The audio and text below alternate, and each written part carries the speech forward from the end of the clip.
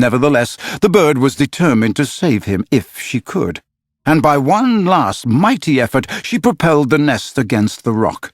Then up she flew, deserting her eggs so as to make her meaning clear.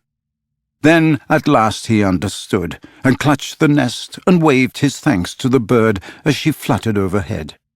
It was not to receive his thanks, however, that she hung there in the sky. It was not even to watch him get into the nest. It was to see what he did with her eggs.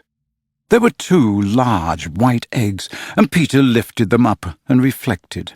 The bird covered her face with her wings so as not to see the last of them, but she could not help peeping between the feathers.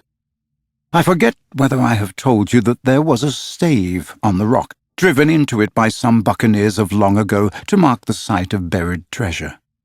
The children had discovered the glittering hoard, and when in mischievous mood used to fling showers of moidores, diamonds, pearls, and pieces of 8 to the gulls, who pounced upon them for food, and then flew away, raging at the scurvy trick that had been played upon them.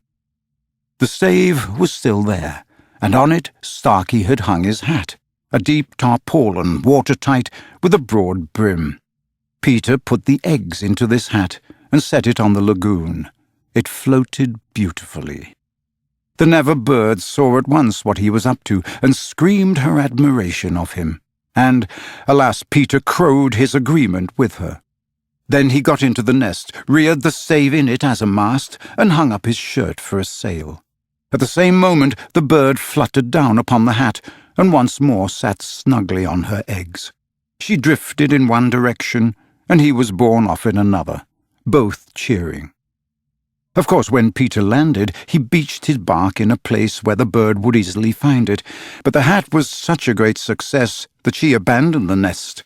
It drifted about till it went to pieces, and often Starky came to the shore of the lagoon, and with many bitter feelings watched the bird sitting on his hat. As we shall not see her again, it may be worth mentioning here that all Never birds now build in that shape of nest, with a broad brim on which the youngsters take an airing.